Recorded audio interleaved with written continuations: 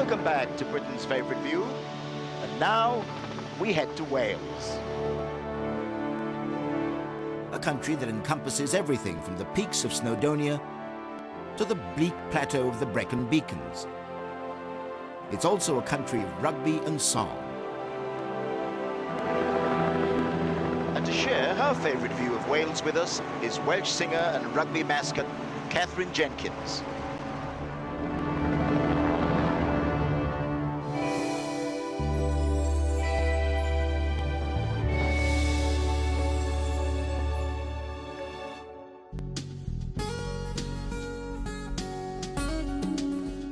In 1956, Gower was designated the first area of outstanding natural beauty in Britain. It's a magical 17-mile peninsula lying beyond the outskirts of Swansea, close to the popular seaside resort of Mumbles. Here we are in the Mumbles. I grew up just across the water in Neath, and this place really has special memories for me because I spent many of my childhood holidays here, putting my pennies in the slot machine and eating ice cream. This place is not only special to me, but special to millions of visitors who come to the Gower Peninsula every year. And the reason it is so special is because I believe it has one of Britain's favourite views. Oh God, I can hardly fit in it anymore. I think I've probably had my photo done quite a few times in this, actually. So why is it called the Mumbles?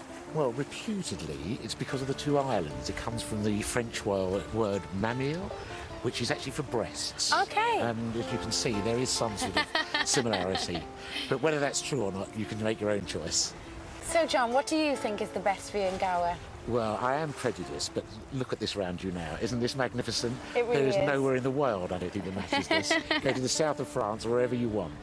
This is as good as you ever get. And it's so unknown. This is the whole thing, you know. We want to keep it that way, though. Well, it is, yes. I'm saying that a lot, Shush. but that's what we want.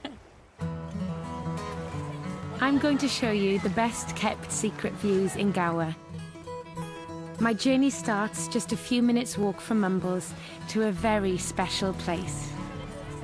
Well, we're here at Caswell Bay, which is my favourite beach in the Gower. As you can see now, there are people here, but on a really hot summer's day, you cannot see a square inch of sand. It gets absolutely packed. Back then, it was all about sandcastles and rock pools with my sister. But there's more to these shores than meets the eye. Well, tell you, we'll have a delve in some of these pools, see what we can find. Oh, I've definitely done this a few times in my net. Catch that starfish. I didn't even know you could pick them up. If you lift them up and look, you can see the legs moving. Is this one missing a so it's still leg? alive. But it'll grow back. Will it? There are about 3 or 4 different types of seaweed here. There's one there, at least 3 there. And, of course, we do have the famous lava bread. Eating lava bread with cockles is a special treat. There we are, wonderful stuff. See, it's actually green. Yeah. And when you look at it when it's cooked, it looks black, but it's actually a green colour.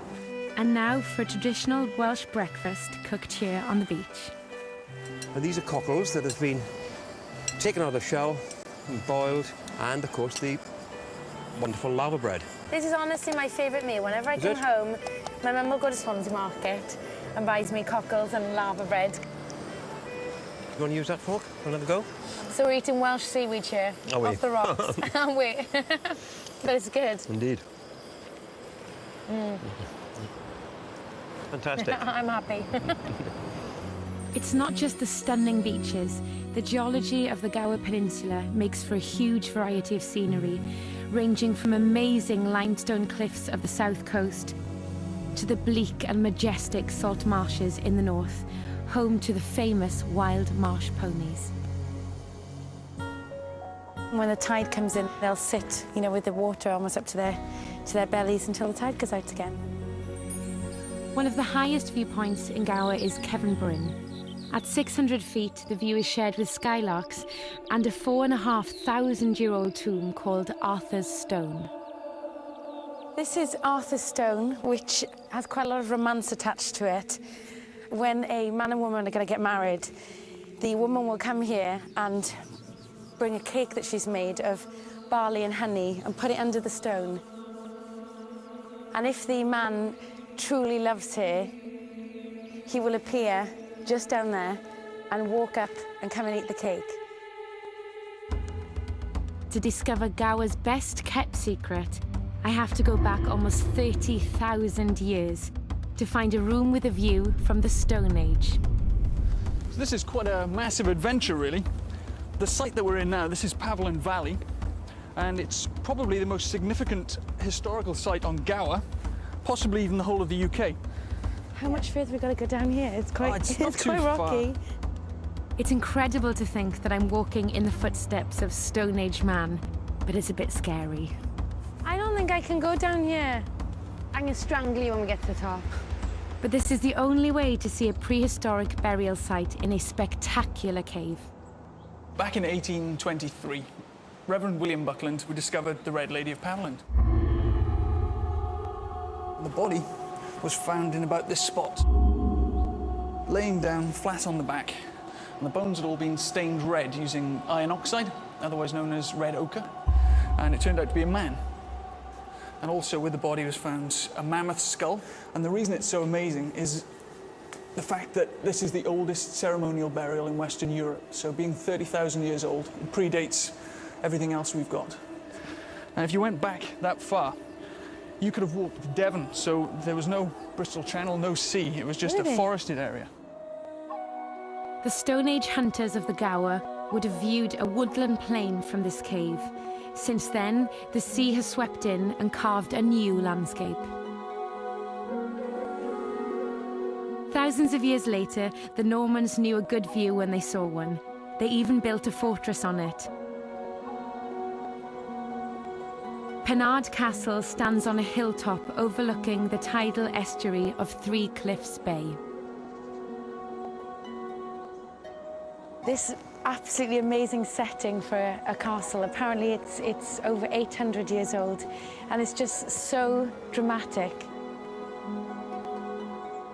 Well, today, of course, it's a nice romantic ruin, but 800 years ago it was a symbol of oppression. But today it's a place to come and relax and take in the fantastic views from here.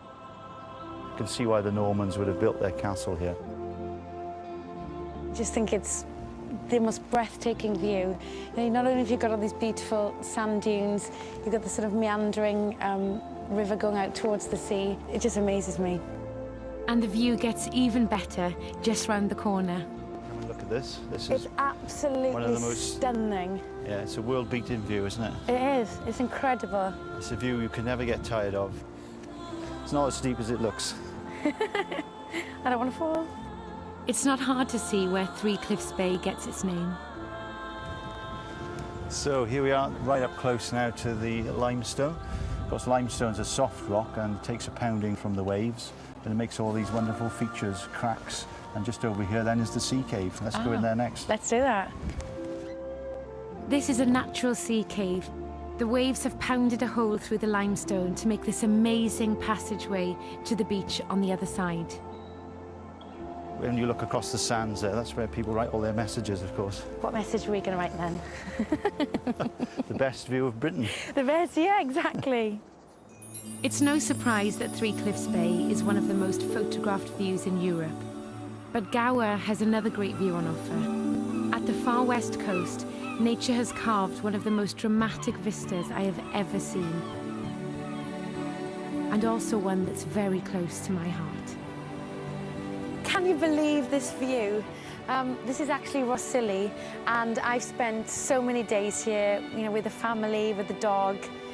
It's so lovely to be back here, and a little bit emotional, really, because my dad was with me the last time I was here, and sadly he's not here with us anymore.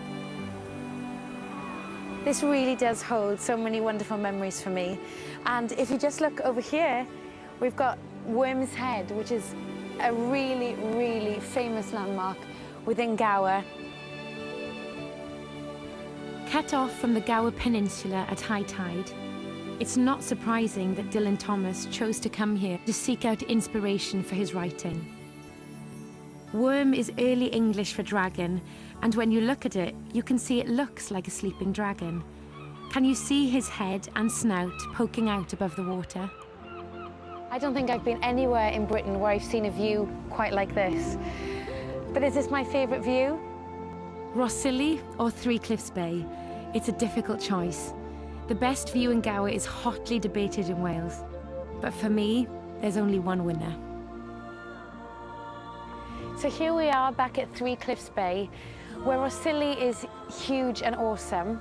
Three Cliffs is much more intimate and cosy. It kind of gives me the feeling of being hugged.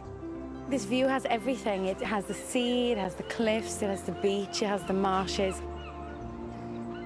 Gower has been recognised as a place of outstanding natural beauty for over half a century, and this is its greatest gem.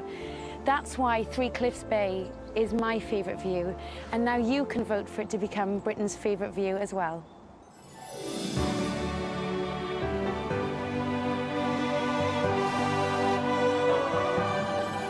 You can vote for Three Cliffs Bay to be in the final when the lines open at the end of the show.